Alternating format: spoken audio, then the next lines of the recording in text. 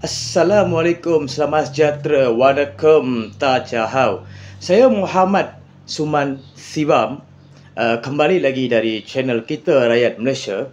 Hari ini saya kembali dalam isu iaitu seorang influencer warga asing daripada Filipina yang banyak buat onar, yang banyak buat konten-konten yang luar biasa tanpa ada penapisan iaitu saudara Ken Tash di channel Ken Tash, di TikTok pun Ken Tash, di YouTube dan di Facebook.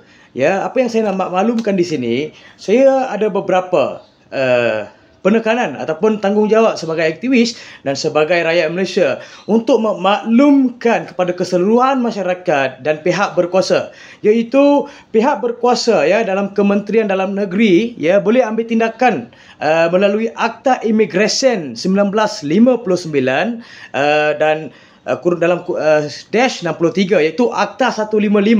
Sebab ni warga asing, siapakah memberikan satu keberanian yang membuat video-video seperti dalam yang dia buat selalu keganasan berkaitan dengan pukul pasal soft porn, pornografi, cium-cium sana sini. Sebab itu salah satu keberanian yang luar biasa daripada warga asing yang pemegang pasport dengan Akta Imigresen ini.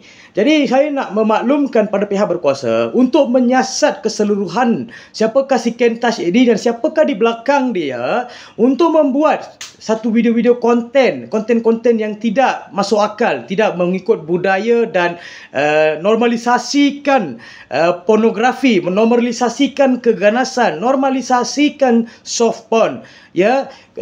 Kementerian Dalam Negeri kena mengambil tindakan, dan akan datang saya akan menyusul juga dengan aduan-aduan yang akan datang sebab dia mencabar undang-undang negara, sedangkan dia ini pemegang pasport warga asing. Dan saya pun ingin memaklumkan kepada Finas, kepada pihak berkuasa, buatlah satu siasatan penuh untuk Ken ini dalam akta pasport. Adakah pasport si Ken ini menggunakan pasport media? Kita perlu tahu sebagai rakyat Malaysia. Sebab apa saya buat video ini, kita nak dia dihukum, dia ambil tindakan. Sebab video-video ini pun dia buat pun konten-konten dia pun daripada media sosial. Jadi kita pun mahu tindakan dia diambil. Kita perlu mewar-warkan kepada keseluruhan konten kreator dan warga asing yang menjadi konten kreator di Malaysia. Ini adalah salah.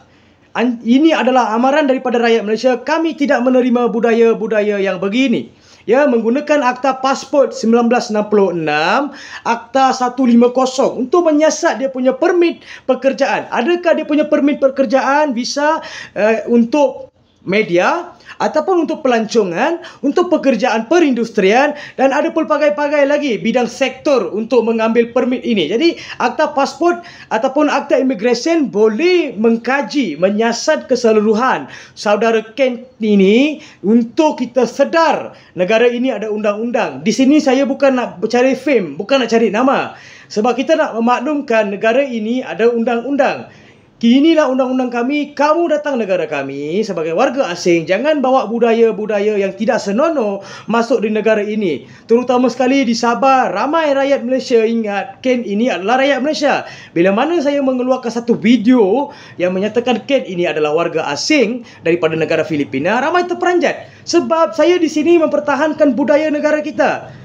Orang Sabahnya sendiri tidak ada yang mengikuti budaya-budaya macam Filipina yang dibawa oleh Ken ini dan isterinya. Isterinya perlu diambil tindakan sebab bersekongkol.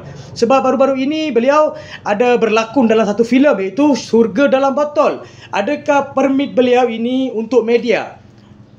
Adakah dia mempunyai lesen international? JPJ pun bolehlah ambil tindakan. Boleh kaji dia A sampai Z. Sebab dia selalu mencabar rakyat Malaysia. Di manakah tahap undang-undang kau boleh buat aku? Dia ingat macam negara ini tak ada undang-undang.